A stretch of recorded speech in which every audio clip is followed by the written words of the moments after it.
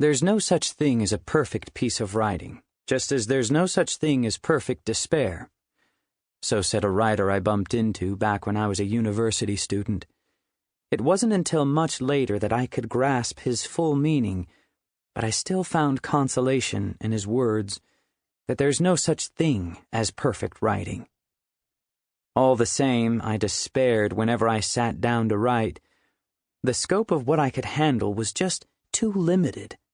I could write something about an elephant, let's say, but when it came to the elephant's trainer, I might draw a blank. That kind of thing. I was caught in this bind for 8 years. 8 years. A long time. If one operates on the principle that everything can be a learning experience, then of course aging needn't be so painful. That's what they tell us, anyway. From the age of 20 on, I did my best to live according to that philosophy. As a result, I was cheated and misunderstood, used and abused time and again. Yet it also brought me many strange experiences. All sorts of people told me their stories. Then they left, never to return, as if I were no more than a bridge they were clattering across. I, however, kept my lips zipped tight, and so the stories stayed with me until I entered this, the final year of my 20s. Now I think it's time to tell my story. Which doesn't mean, of course, that I have resolved even one of my problems, or that I will be somehow different when I finish. I may not have changed at all. In the end, writing is not a full step toward self-healing, just a tiny, very tentative move in that direction. All the same, writing honestly is very difficult. The more I try to be honest, the farther my words sink into darkness. Don't take this as an excuse. I promise you, I've told my story as best I can right now. There's nothing to add.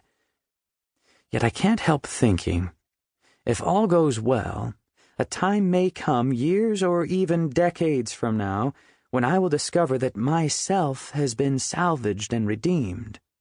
Then the elephant will return to the veldt, and I will tell the story of the world in words far more beautiful than these. I learned a lot of what I know about writing from Derek Hartfield. Almost everything, in fact. Unfortunately, as a writer, Hartfield was sterile in the full sense of the word. One has only to read some of his stuff to see that. His prose is mangled, his stories slapdash, his themes juvenile. Yet he was a fighter, as few are, a man who used words as weapons. In my opinion, when it comes to sheer combativeness, he should be ranked right up there with the giants of his day, Hemingway and Fitzgerald. Sadly, however, he could never fully grasp exactly what it was he was fighting against. In the final reckoning, I suppose, that's what being sterile is all about. Hartfield waged his fruitless battle for 8 years and 2 months, and then he died. In June 1938, on a sunny Sunday morning, he jumped off the Empire State Building, clutching a portrait of Adolf Hitler in his right hand and an open umbrella in his left. Few people noticed, though. He was as ignored in death as he had been in life.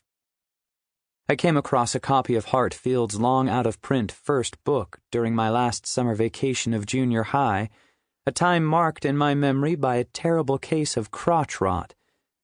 The uncle who gave me the book died in agony 3 years later of intestinal cancer. The last time I saw him, the doctors had hacked him up so badly that he bristled with plastic tubes ferrying fluids in and out of both ends of his body. He was shrunken, and his skin had turned reddish-brown, so that he resembled a crafty old monkey. I had 3 uncles in total. One died just outside Shanghai 2 days after the end of the Pacific War, when he stepped on a landmine he himself had laid. My sole surviving uncle works as a magician on the Japanese hot springs circuit.